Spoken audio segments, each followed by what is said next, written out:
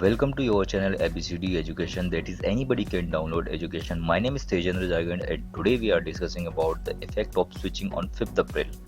5 अप्रैल को जो स्विचिंग हुई थी उसके बारे में डिस्कस करेंगे। उसमें वोल्टेज किस तरह से चेंज हुआ था, फ्रीक्वेंसी किस तरह से चेंज हुई थी, सिंक्रोनस मशीन की स्पीड एक्सेलरेशन किस तरह से चेंज हुआ था, कब बढ़ा था कब घटा था, ये सब कुछ डिस्कस करेंगे।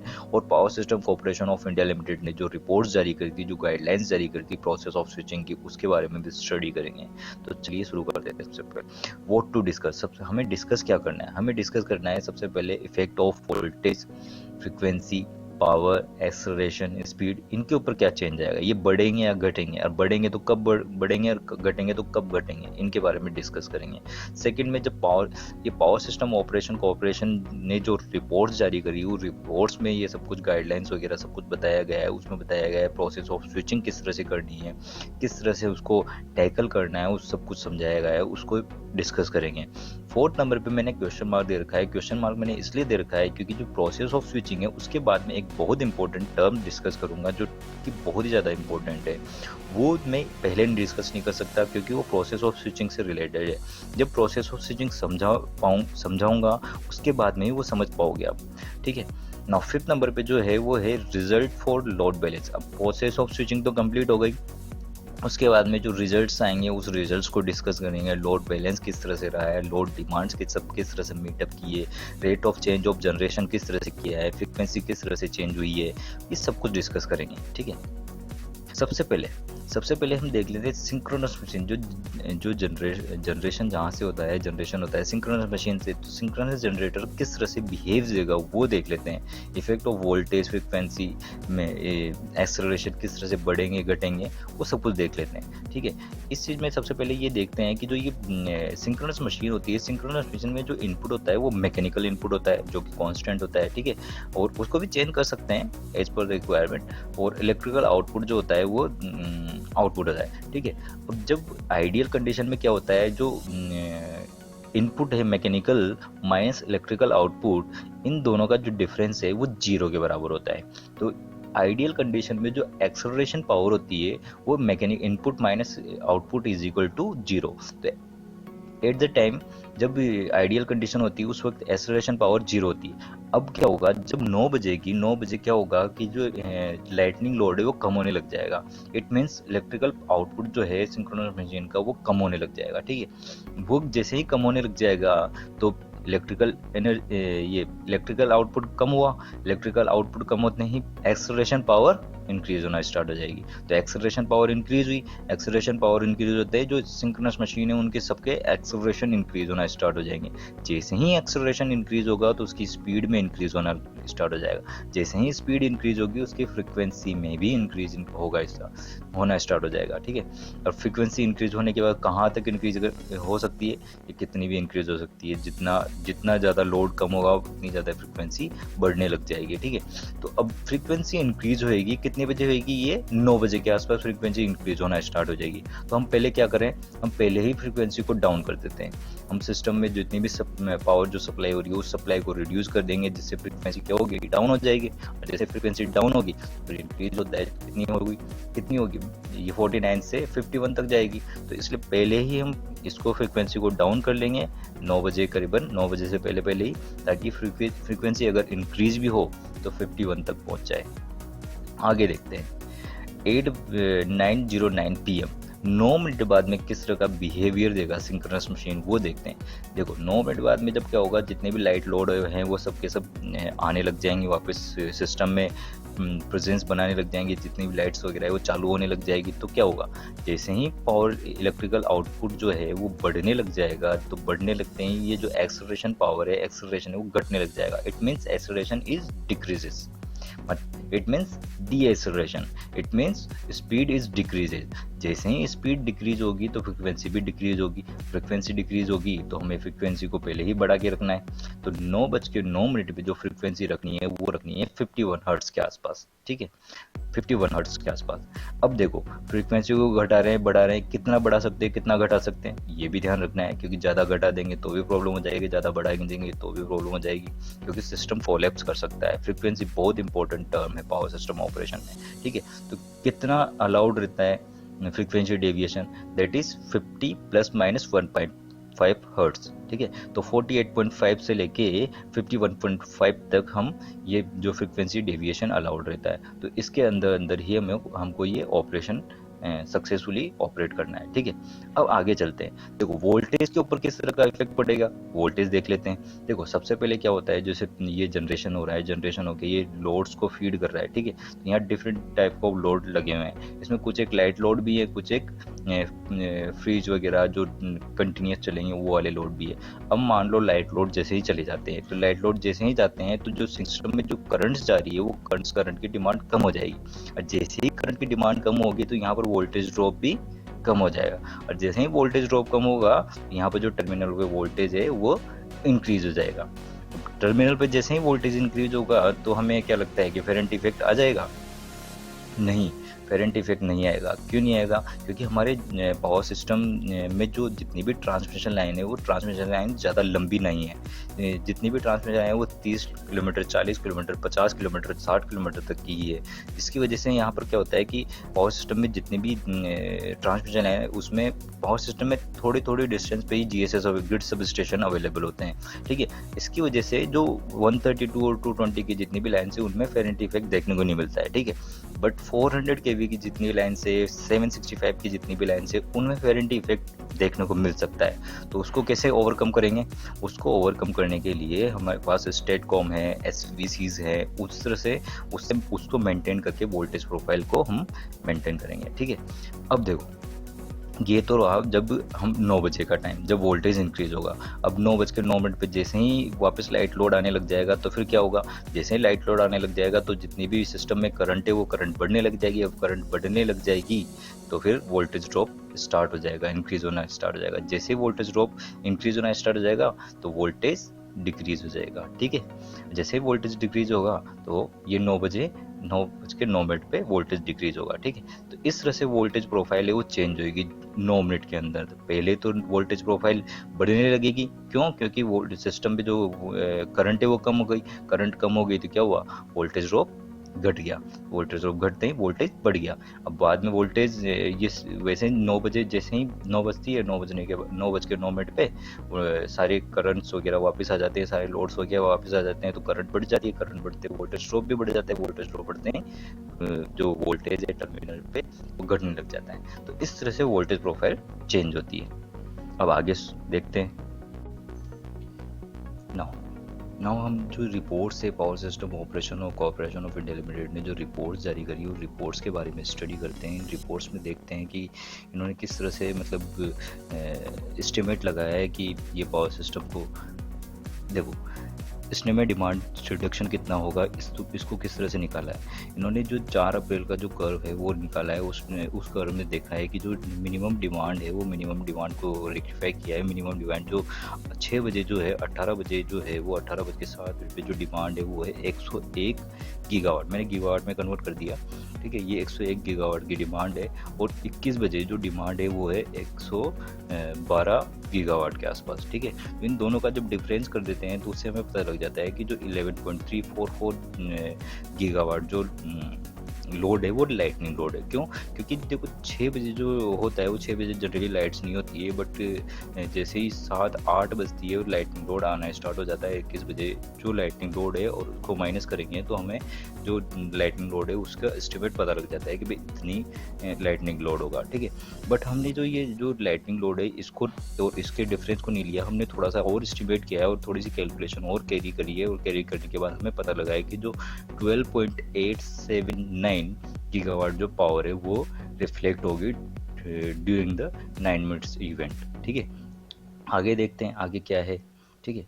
देखो इन्होंने फिर उसके बाद भी यहाँ पर ये भी दिया है कि ये कितना रीजन वाइज रिडक्शन होगा, नॉर्थन रीजन में कितना रिडक्शन होगा, वेस्टर्न रीजन में कितना रिडक्शन होगा, ऐसे टोटल मिला के 12.879 गीगावाट का रिडक्शन बताया है, ठीक है।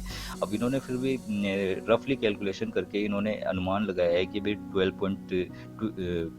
12 से 13 गीगावाट के आसपास जो पावर है वो रिफ्लेक्ट होगी ड्यूरिंग दिस इवेंट, ठीक है। अब ये चीज़ तो अनुमान लगा लिया, बट देखो क्या है कि इलेक्ट्रिकल एरियाज में, टेक्निकल एरियाज में अनुमान लगाना ठीक नहीं है। बट इस केस में क्या होगा, इस केस में जितनी भी लाइट 135 करोड़ हिंदुस्तानी है, इतने लोगों को कौन सी लाइट ऑफ कर रहे हैं, कौन सी लाइट ऑन कर रहे हैं, तो इसका पता नहीं लगाया जा सकता, ठीक है। तो इसके लिए इसको अनुमान ही लगाया जा सकता है, ठीक है। तो लगभग अनुमान लगाया कि 12 से 13 गीगावाट जो पावर है वो इस इवेंट में रिफ्लेक्ट होगी, ठीक है। अब आगे देखते हैं। इन्होंने फिर उसके बाद में ये जो गाइडलाइंस वगैरह भी जारी करी है कि किस तरह से इनको मतलब कवर करना है। उन्होंने 1 बाय 1 स्टेप बताया है कि किस तरह से स्विचिंग प्रोसेस को फॉलो करना है, ठीक है। उसके बाद में ये सारी पूरी स्विचिंग ये मैं पूरी कम्प्लीटली डिस्कस करूँगा, ठीक है। वोल्टेज कंट्रोल कैसे लेना है, जनरल गाइडलाइंस वगैरह सब कुछ बताया है, ये डीपली डिस्कस करेंगे। फिर उसके बाद रीजन वाइज इन्होंने लोड रिडक्शन बताया है, जो कि मैंने पहले भी बताया था। ये नॉर्थन रीजन, वेस्टर्न रीजन से टोटल करा के 12.879 गीगावाट के आसपास लोड रिडक्शन बताया है टोटल मिला के इंडिया में। फिर इसके बाद में स्टेट वाइज कैलकुलेशन करिए, जो स्टेट वाइज में सबसे ज़्यादा ऊपर जो है, सबसे ज़्यादा लोड रिडक्शन होगा वो उत्तर प्रदेश में होगा, जो कि है 1865 मेगावाट के आसपास। उसके बाद में राजस्थान, पंजाब, हरियाणा है, ठीक है। तो इस तरह से इसे टोटल हुआ है। फिर उन्होंने ये कैलकुलेशन करी, जितने भी NHPC है, जितने भी NTPC है, जितने भी जगह पे ये पावर प्लांट है नॉर्थन रीजन में, उनकी पावर कैलकुलेट की है और देखा है कि मैक्सिमम उनका कितना जनरेशन होता है, मिनिमम कितना उनका जनरेशन होता है। फिर उसके बाद उनकी फ्लेक्सिबिलिटी निकाली है, इन दोनों का डिफरेंस करके उनकी फ्लेक्सिबिलिटी निकाली है। फ्लेक्सिबिलिटी का मतलब कि 9 मिनट के अंदर वो इतनी पावर को 20 मेगावाट से 110 मेगावाट तक शिफ्ट कर सकते हैं, 110 मेगावाट से 20 मेगावाट में शिफ्ट कर सकते हैं। इसको फ्लेक्सिबिलिटी बोलते हैं, ठीक है।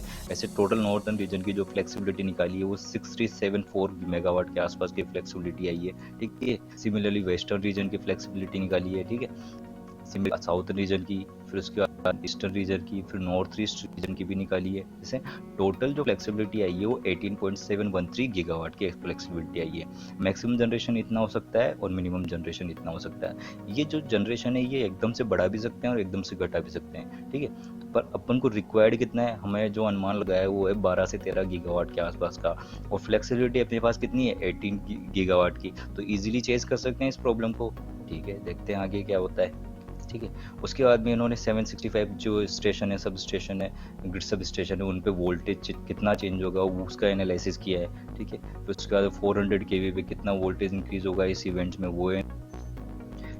Now before switching process start, देखो स्विचिंग प्रोसेस स्टार्ट होने से पहले हम बहुत सारे डिसीजन लेने हैं, वो डिसीजन क्या क्या हैं उनको डिस्कस कर लेते हैं। देखो जितने भी सीनियर पर्सनल एक्सपीरियंस पर्सनल हैं वो सारे सारे generating station, sub station and load dispatch centre पे अवेलेबल होने चाहिए 18 बजे से लेकर 22 बजे के बीच में 5 अप्रैल को, ठीक है।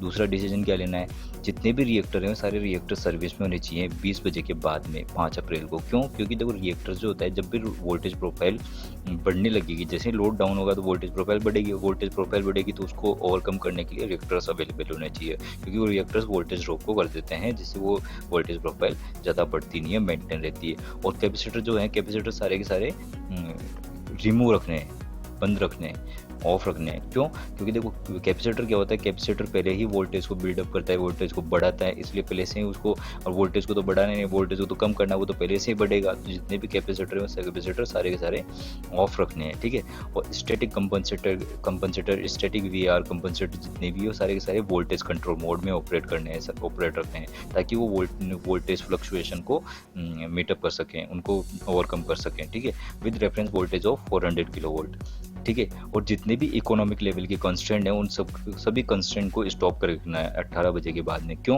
देखो इकोनॉमिक कंस्ट्रेंट को बंद करना बहुत ज़रूरी है, क्योंकि हम ये नहीं सोच सकते कि उस वक्त हम ये नहीं सोच सकते कि भाई ये पावर है, पावर जो है इस लाइन में जाएगी तो यहाँ कम लॉसेज होंगे, उस लाइन में जाएगी तो वहाँ कम लॉसेज होंगे। इस तरह के जो कंस्ट्रेंट है उनको सबको बंद करके रखना है, स्टॉप करके रखना है। सबसे ज़्यादा इंपॉर्टेंट काम इस वक्त ये है कि ये जो स्विचिंग प्रोसेस है, स्विचिंग प्रोसेस को सक्सेसफुली ऑपरेट करना है, ठीक है।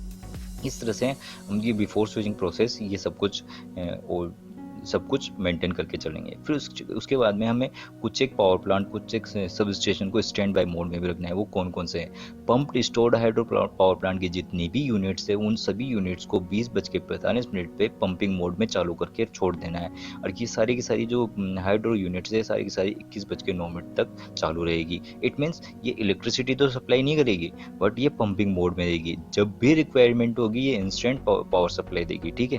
तो इसलिए इसको स्टैंड बाई मोड में रखना है, ठीक है। उसके बाद में विंड जनरेटर, इन देखो विंड जनरेटर का जो कनेक्शन है, विंड जनरेटर का कनेक्शन स्पेशल तरीके से करना है। कैसे करना है, देखो जब भी लोड कम होता है, लोड कम होते ही फ्रीक्वेंसी बढ़ती है।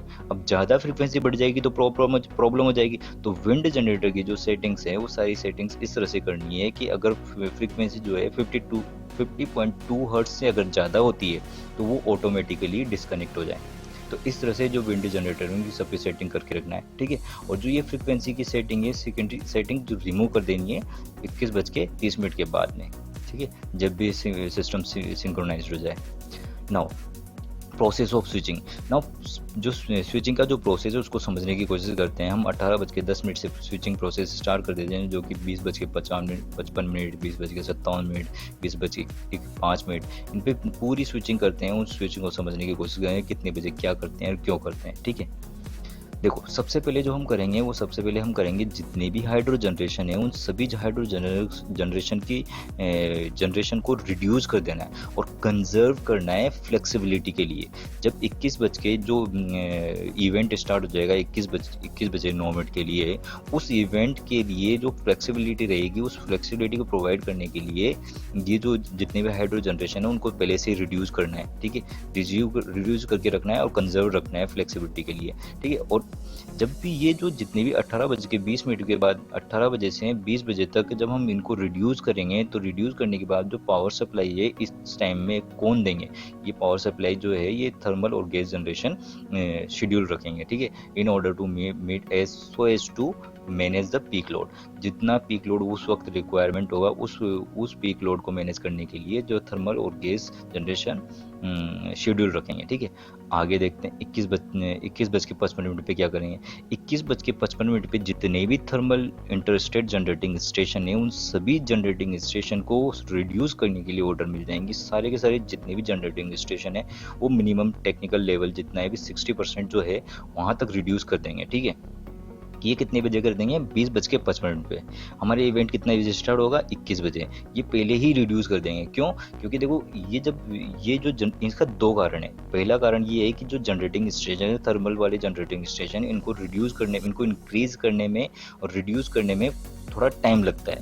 इनसे 3 से 4 मिनट तक इनको वापस सर्विस में आने में टाइम लगता है और सर्विस से वापस बैकअप करने में टाइम लगता है।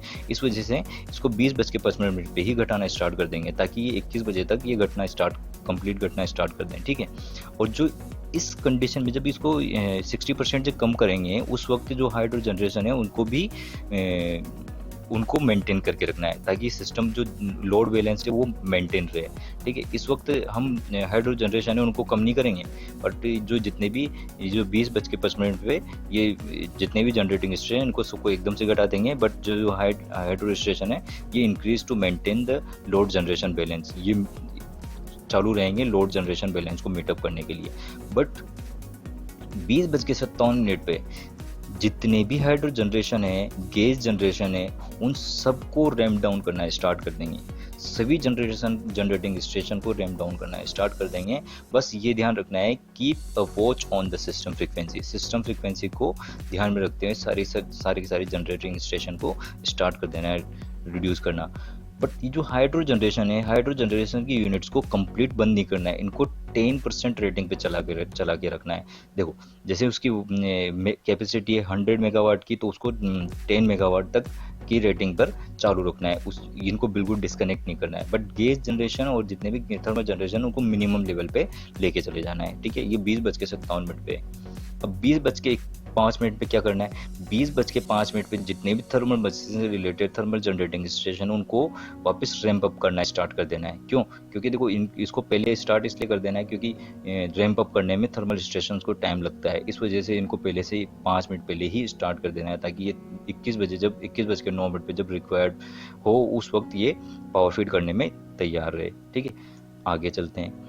अब 21:09 पे क्या होगा, 21:09 पे जितने भी हाइड्रो जनरेशन है उन सब हाइड्रो जनरेशन को रैंप अप करना स्टार्ट कर देना है, स्पीड से रैंप अप करना स्टार्ट कर देना है to meet the increase in load. ठीक है, जो लोड बैलेंस को मीट करने के लिए हाइड्रो जनरेशन को 21:09 पे स्टार्ट कर देना है। ठीक है, अब देखो आगे। अब देखो ये सारा प्रोसेस 9 मिनट का प्रोसेस कंप्लीट होने के बाद में जितने भी हाइड्रो जनरेशन या विंड जनरेशन या जितने भी पंप स्टोर्ड हाइड्रो जनरेशन है उन सभी जनरेशन को विड्रॉ कर सकते हैं in consultation with regional load dispatch centre, state load dispatch centre के कम्युनिकेशन के साथ में इनको हम विड्रॉ कर सकते हैं। तो ये जो पूरा प्रोसेस है, इस प्रोसेस को हमने ढंग से पूरा प्रोसेस को अच्छे तरीके से समझा है, 1 बाय 1 पूरा कंप्लीट समझने की कोशिश करिए। अब देखो ये तो सारा जो प्रोसेस है, ये प्रोसेस डिसाइड हुआ है किस तरह से स्विचिंग करनी है ये 5 अप्रैल से पहले। फिर उस दिन क्या हुआ है वो भी देखेंगे आगे। देखो मैंने 4th नंबर पे जो क्वेश्चन मार्क लगाया था वो क्वेश्चन मार्क क्या था, वो क्वेश्चन मार्क का जो टर्म थी वो टर्म क्या थी, वो टर्म थी टाइम। देखो इस पूरी स्विचिंग प्रोसेस में जो सबसे इंपॉर्टेंट चीज़ है वो है टाइम। देखो जितने भी जनरेटिंग स्टेशन है उन जनरेटिंग स्टेशन पे जो टाइम है वो टाइम सिंक्रोनाइज्ड वे में रहना चाहिए। किससे सिंक्रोनाइज रहना चाहिए, इंडियन स्टैंडर्ड टाइम से सिंक्रोनाइज रहना चाहिए। अगर 1 मिनट का भी ऊपर नीचे का टाइम हुआ तो सिस्टम कोलैप्स हो सकता है, सिस्टम में डिस्टर्बेंस आ सकता है। इसलिए जितने भी जनरेटिंग स्टेशन है, पावर प्लांट से थर्मल स्टेशन है, पंप स्टोर्ड पावर प्लांट है, गैस सब स्टेशन है, जितने भी जनरेटिंग स्टेशन है सभी जनरेटिंग स्टेशन पे जो ये टाइम है ये सिंक्रोनाइज वे में रहना चाहिए। अब आगे चलते हैं, रिजल्ट के ऊपर डिस्कस करते हैं। अब देखो रिजल्ट से जाने से पहले मैं ये बताता हूँ मैंने रिजल्ट्स कहाँ से लिए हैं। रिजल्ट्स जो लिए हैं मैंने ये पावर सिस्टम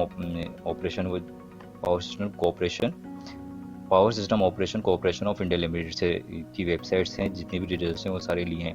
उन्होंने एक रिपोर्ट जारी करी है इसकी, ये पूरी रिपोर्ट 9 PM 9 मिनट्स की रिपोर्ट जारी करी है 5 अप्रैल की। इन्होंने जो ये रिपोर्ट जारी करी है 6 मई को जारी करी है।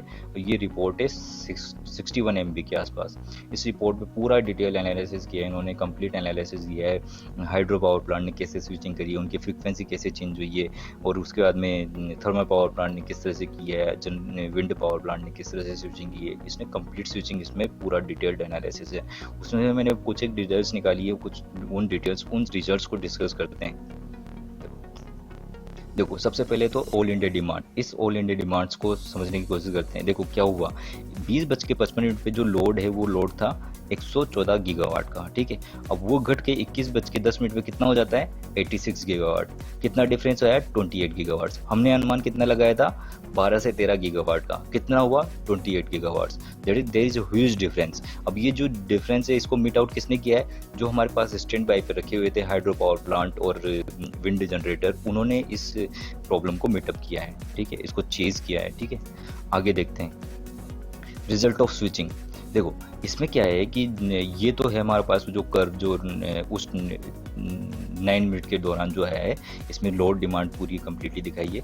अब इसमें देखो क्या हुआ है कि इस टाइम पे 20:55 पे हमने जो हाइड्रो जनरेशन है उनको स्टार्ट कर दिया, डिक्रीज करना स्टार्ट कर दिया, बंद करना स्टार्ट कर दिया, और इनको बहुत कम रेटिंग पे चलाना स्टार्ट कर दिया। ठीक है, तो इस 21 बजे बिल्कुल कम कर दिया, बिल्कुल काउंट डाउन हो गए। फिर उसके बाद में क्या हुआ, जब भी 21:10 पे वापस से इनको रैंप अप करना स्टार्ट कर दिया, चालू करना स्टार्ट कर दिया। जैसे ही ये चालू करना स्टार्ट हुए फिर उसके बाद में ये जो लोड और सप्लाई है उनको बैलेंस कर दिया। तो इस तरह से ये डिमांड और सप्लाई जो है सिंक्रोनाइज हुई।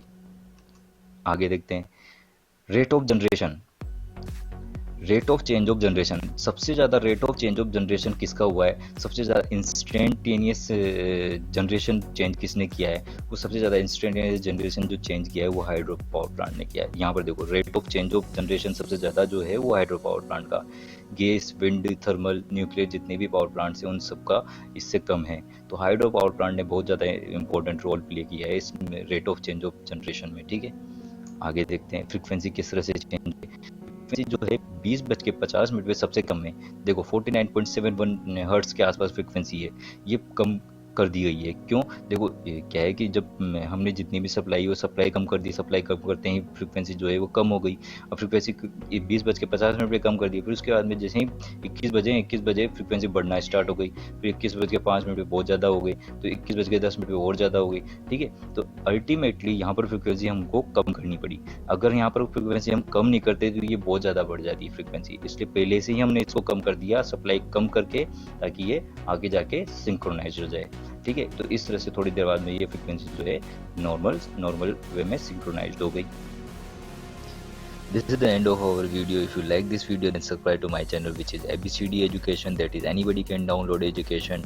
And if you have any query, then meet me in the comment box. Thanks for watching. Jai Hind, Jai Bharat.